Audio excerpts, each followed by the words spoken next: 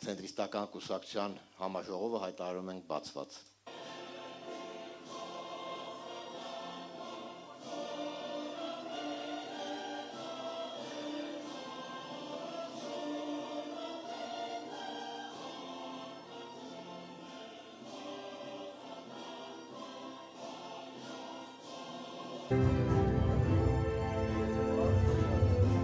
Ընտրություններին ընդառաջ մենք արձանագրում ենք հետևյալ պատկերը. կան ընդդիմադիր ուժեր, որոնք ներկայացնում են ընտրազանգվածի պահանջարկի ընդամենը մի հատվածը իրենց առաջարկով, իրենց քաղաքական առաջարկով։ Բոլոր փորձագետները, վստահ եմ նաև ներկաներն էլ դա գիտեն, ասում են, որ 50-60% եթե ոչ ավել քաղաքացիների չեն մասնակցելու ընտրությունների, որովհետև նրանք չունեն իրենց պահանջները բավարարող ընդդիմադիր առաջարկ, այս պահի դրությամբ չեն տեսնում։ Հատուկ սարքած պատերազմի, միտումնավոր կազմակերպված սադրանքի, տապալված բանակցային գործընթացի, հողին հանձնված 5000 մեր սերնդի ոսկի, իսկապես ոսկի, լավագույն ներկայացուցիչների, 10,000-ից ավել հաշմանդամների, մի քանի տասնյակ հազար տուժածների, նրանց հարազատ բարեկամ, ծնող, մերձավոր, զավակ եւ այլն, 240,000 սովի մատնված աղքատության ճիրաններից չպրծած մարդիկ, նվազագույն սպառողական զամբյուղին չտիրապետող մարդիկ, հուսալքված մարդիկ, թուրքացման ալիքի տակ մնալու ցանկություն չունեցող մարդիկ եւ այլն,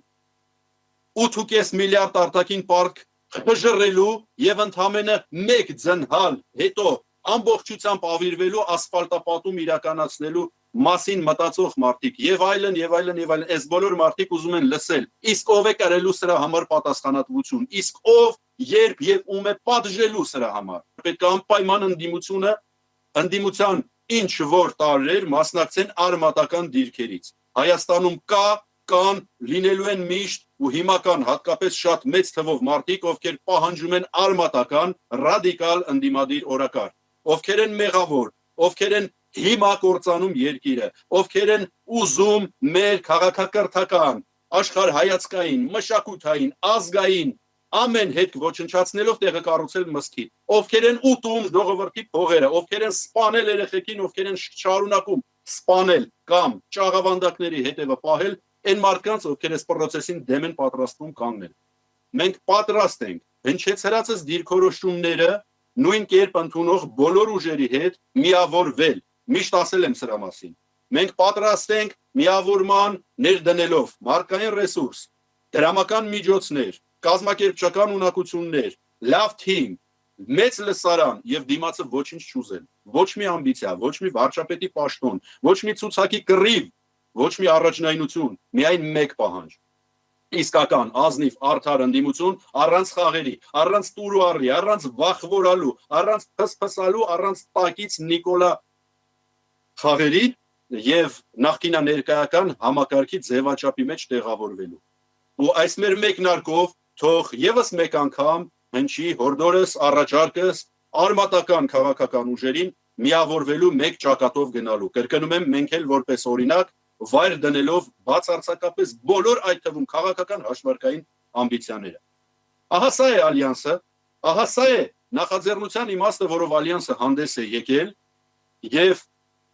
երբ դուք կծանոթանաք մեր ծրագրին, իհարկե կա ծրագիր, իհարկե կա բացատրություն, ինչպես պիտի մարդիկ ապահովեն տներով, ինչպես պիտի բարձրացվի թոշակը, ինչպես պիտի վերացվեն խցանումները, որոնք չթողեցին, որ դուք ժամին հասնեք այսօրտեղ, ինչպես պիտի յուրաքանչյուր մարդ բուժվի գրեթե անվճար, ինչպես պիտի պետական բյուջեն ծախսվի արդյունավետ, ինչպես պիտի արտակարգ տնտեսման ռեժիմը բերի կրկնակի եռակի շրջանառություն երկրում եւ այլն, իհարկե այդ ամենը կա։ Բայց այդ ամենը չի կարող բավարարել մարդկանց, ում երեխաներին, ամուսիններին, հայրերին, եղբայրներին, հարազատներին խաբելով թաղեցին հայոց հողի մեջ։ Իհարկե պիտի լինի խաղաղություն, իհարկե պիտի լինի հաշտություն, իհարկե մարդիկ պիտի լինեն ապահով, ով որ ասում է, որ չէ, պետքա գնալ պատերազմի, ասում է առնվազն սխալ։ Իհարկե պիտի լինի խաղաղության խաչմերուկ, բայց ոչ ի հաշիվ մեր սեփական պետության տարածքները անվճար տալու եւ երկրորդը նա ով որ ասեց, որ այս ամենին կարելի էր հասնել առանց 5000 երեխա սպանելու, պիտի դատապարտվի։ Պիտի փոխվի օրենսդրություն։ Մի մարդ սպանելու համար ձեզանից յուրաքանչյուրին կնստացնեն 15 տարով։ 5 մարդ սպանելու համար, ցմա 50 մարդ սպանելու համար, չշարունակեմ, 5000 մարդ կանխամտածված սպանելու համար։ Հետո գլխավոր ամբիոնից խոստովանելու համար, որ կարող էր դա չանել, բայց ամոթ էր,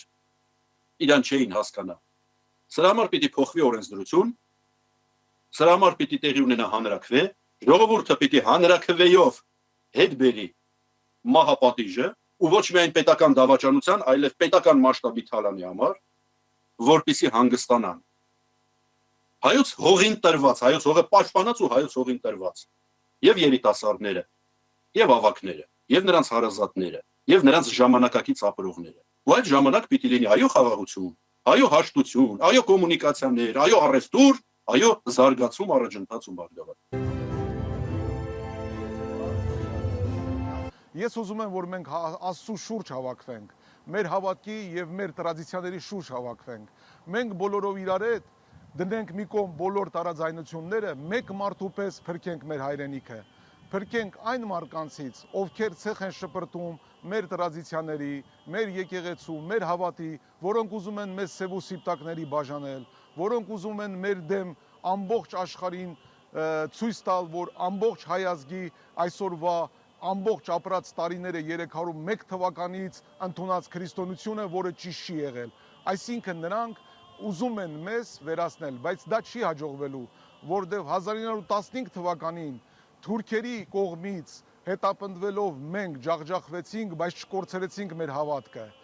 Մեր հավատքը մինչև այսօր մեզ պահպանել է ամբողջ աշխարհով։ Այսօր պետք է բոլոր ուժերով իրար հետ համատեղ գործել մեկ ուժի դիմաց, որոնք տանում են մեր երկիրը դեպի կործանման։ Դրա համար հարգելի հայրենակիցներ, իմ խոսքը սրտի, սիրեք իրար, հարգեք իրար, չալարեք գնակընտրությունների եւ բոլորով իրար հետ լինենք Աստծո ճանապարհին։ Սա է մեր փրկության միակ ճանապարհը, մեր եկեղեցին, մեր Աստված եւ մեր հին ավանդույթները պապական։ Մնաք բարով, ամեն։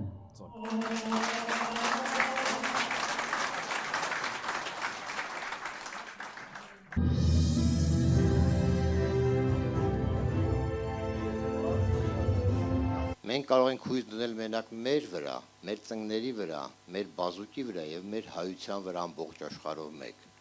Ոչ թե մտածենք, որ մեր հարևանները մեզ կպահպանեն, մեզ կաջակցեն, մեզ կկերակրեն կամ մեր փոխարեն կպայքարեն եւ մեզ կտան մեր հայրենիքը իրանց ձեռքերով կստանանք նվիրատվություն։ 30 տարի անց մենք ունենք էլի արտագաղթ։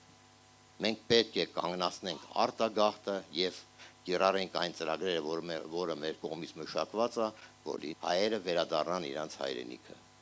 Դա եւ կտա բյուջետի ավելացում, դա կտա մեր մոտ տնտեսական աճ եւ կտա ավելի հզոր, ավելի լավ զինված բանակի հնարավորություն, որի վրա մենք միայն դրա վրա կարող ենք հույս դնել եւ ոչ թե լսել են միտքը, որ Տրամպի ուղին կպաշտպանի Հայաստանը եւ դա մեզ կապահովի մեր անվտանգությունը։ Գիտեք, ես դժվարանում եմ ինչով ակարակելու ճանապարհը եւ ոնց է պաշտպանելու հայ ազգին։ Մենք հույս կարանք դնենք մենակ մեր հայրենակիցների վրա եւ մեր ուժի, մեր հզոր բանակի վրա։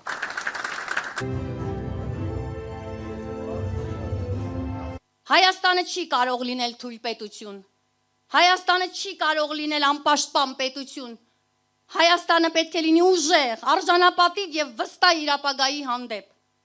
Սիրելի ընկերներ, մեր կուսակցությունը ստեղծվել է հենց այդ համոզմունքից։ Մենք չենք եկել քաղաքականություն միայն խոսելու համար։ Մենք եկել ենք քաղաքականություն վերականգնելու ազգային վստահությունը, վերականգնելու պետական արժանապատվությունը, վերականգնելու ժողովրդի հավատը ուժի նկատմամբ։